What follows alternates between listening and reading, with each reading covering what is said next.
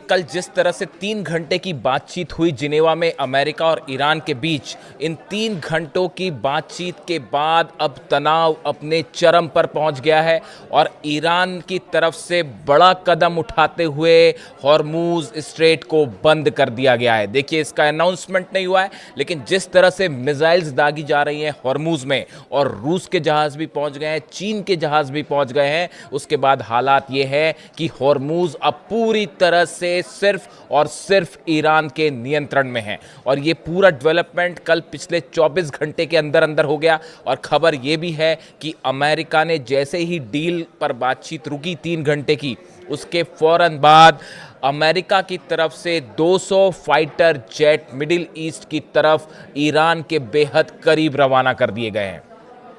देखिए, जो बातचीत हुई जिनेवा में, उसको लेकर अब कई एक्सपर्ट्स ये कह रहे हैं कि ये जो डील है ये सिर्फ अमेरिका की ओर से एक ड्रामा था।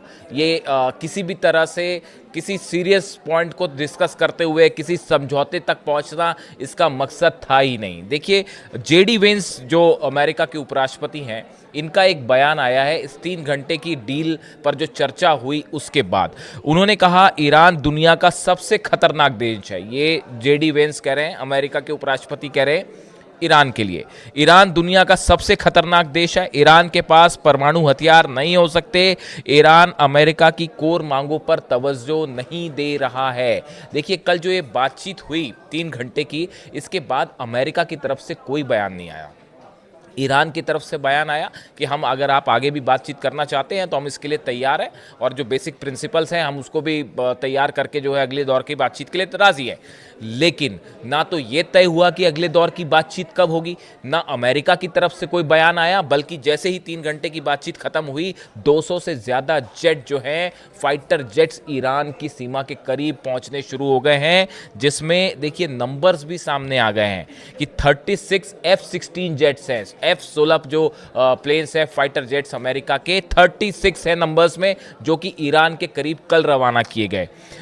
F-30 की बात करें, F-35 जेट्स की बात करें तो 18 जेट्स कल रवाना किए गए हैं ईरान के बॉर्डर के करीब। F-22 रैप्टर की बात करें, 12 नए जेट्स ईरान के करीब पहुंच रहे हैं। और F-15 की बात करें तो 18 नए जेट्स जो है वो मिडिल ईस्ट में दाखिल हो चुके हैं ईरान के करीब। यानी आप देखिए, जो अब्राहम लिंकन में 70 से ज़्यादा फाइटर जेट्स हैं, F-35 और F-16 वो है ही। फोर्ड जो है, जेराल्ड आर फोर्ड जो है, वो ऑलरेडी जिब्राल्टर को पार करते हुए मिडिल ईस्ट में अंदर पहुंच रहा है, ईरान के करीब आ रहा है। उसमें 90 से ज़्यादा जेट हैं। ये हैं ही जो जॉर्डन में थे, जो सऊदी में थे, कतर में थे, यहाँ पे जो बेसिस पर तैनात हैं अमेरिकी जेट्स वो हैं। उसके अलावा 200 जेट कल की डील के बाद और पहुँच गए हैं। कल की डील पर जो बातचीत हुई उसके बाद और ईरान के करीब पहुँच गए। इसीलिए कहा जा रहा है कि ये जो डील वाली बातचीत थी ये सिर्फ दिखावा थी, ये ड्रामा था, इसका नतीजा कुछ नहीं आने वाला है। ये बात अली खामेनी साहब ने डील के बीच ही कह दी थी।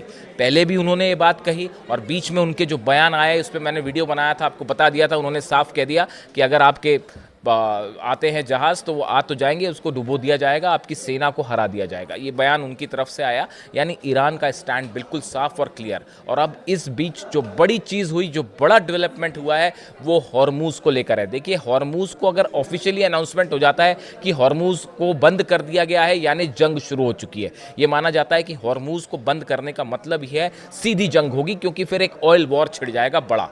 अब हालात ये हैं, हॉर्मूज में ईरान की तरफ से कोई अनाउंसमेंट नहीं हुआ है, लेकिन पूरे हॉर्मूज में लगातार मिसाइल्स दागी जा रही हैं। 24 घंटे के अंदर वहां जिनेवा में बातचीत शुरू हुई और ईरान ने यहां पे अपनी जो है मिसाइल्स दागनी शुरू की। और इतनी ज़्यादा बड़ा वॉर ड्रिल था, प्रैक्टिस थी कि पूरा मिडिल ईस्ट देखता रह गया।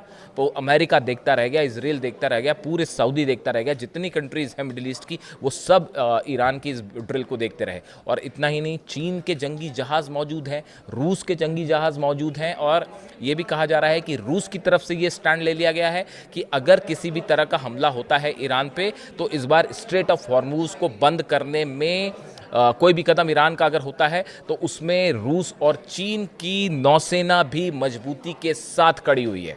ये फैसला साफ ले लिया गया है, मैसेज अमेरिका को साफ दे दिया गया है। आप देखिए, जब बातचीत चल रही थी उसी के बीच में बातचीत शुरू हो उसके पहले डोनाल्ड ट्रंप की तरफ से बयान आया कि अगर आप डील नहीं करेंगे तो आपके लिए बुरा होगा। मार्को रूबियो का बयान आया, अमेरिका के विदेश मंत्री का, उन्होंने ये बात कही कि भाई ईरान जो है, ईरान के साथ डील करना बहुत मुश्किल है। यानी ये जब बातचीत शुरू होती है उसके पहले ही ये इस तरह के संकेत आने लग गए थे कि इस डील का कोई मतलब नहीं निकलेगा। और बची कुची कसर जो है वो इस बात को लेकर पहुंच गई, जो जेडी वेंस का बयान आया है कि ईरान ने हमारी कोर बातों पर तवज्जो ही नहीं दी। ईरान ने इस डील के दौरान जो खबरें अब निकल के आ रही हैं कि 3 घंटे ये चर्चा चली, 3 घंटे की इस चर्चा में ईरान ने अमेरिका की किसी भी शर्त के सामने सरेंडर करने से साफ मना कर दिया। ईरान की तरफ से जो क्लियर कट बातचीत सामने रखी गई अब्बास अरागची विदेश मंत्री की तरफ से, और उन्होंने बिल्कुल बात को साफ कर दी कि हम न्यूक्लियर के मुद्दे के अलावा किसी मुद्दे पर बात नहीं करेंगे, मिसाइल की रेंज कम करने का कोई मुद्दा नहीं होगा। और इसको लेकर ईरान ने जो अपना स्टैंड रखा, ना सिर्फ स्टैंड रखा बल्कि जो वॉर प्रैक्टिस चली है हॉर्मुज में, उसके बाद अब ये कहा जा रहा है कि वहाँ से ईरान, ये हालात है कि अब वहाँ से कोई भी जहाज़ जो गुजरेगा वो सब के सब ईरान की मिसाइल की रेंज में है। और ना सिर्फ इतना बल्कि 700 किलोमीटर का डिस्टेंस बताया जा रहा है। अब्राहम लिंकन इस समय जो है वो 700 किलोमीटर के डिस्टेंस पर है ईरान से। यानी ईरान की जितनी मिसाइल्स हैं वो सब के सब अब्राहम लिंकन पर निशाना साधे तैनात है, और 700 किलोमीटर का डिस्टेंस आसानी से ईरान की मिसाइल ट्रैवल कर सकती है। इतना ही नहीं, जो जिब्राल्टर में जो जेरल्ड आर फोर्ड है ये भी तेज़ी से आगे बढ़ रहा है, और बताया जा रहा है कि 20 तारीख तक ये पहुंचेगा मिडिल ईस्ट में उस लोकेशन पर जहां से संभवतः हमला किया जा सकता है। यानी आप देखिए ये जो इतना बड़ा जमावड़ा है पिछले 24 घंटे का जो डेवलपमेंट है, इसने एक बार ये जो संभावना बनती दिख रही थी कि क्या डील हो जाएगी, क्या कुछ मुद्दों पर समझौता होगा, इस तरह की जो एक नया डेवलपमेंट बनता दिख रहा था, ये पूरा सिरे से अब खारिज हो चुका है। और ये बात अब साफ हो चुकी है, ये बात पूरा मिडिल ईस्ट समझ चुका है कि किसी भी तरह से ईरान को आप झुका नहीं सकते और किसी समझौते पर आप दबाव डाल के नहीं ला सकते।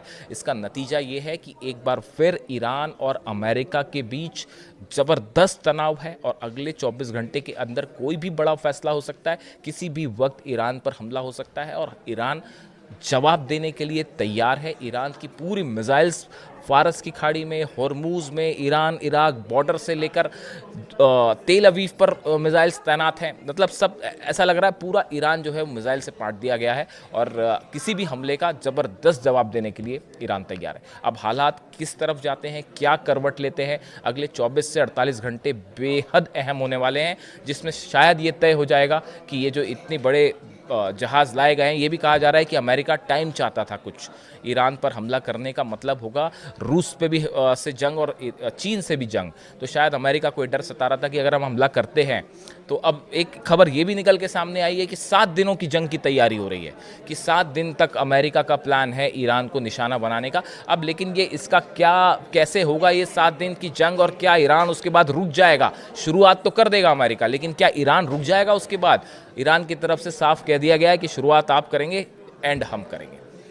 हमारी नज़र रहेगी इस पूरे डेवलपमेंट पे, खासतौर पर हॉर्मुज में क्या होता है। इससे जुड़ा जो भी अपडेट होगा मैं आप तक पहुंचाऊंगा। Thank you so much.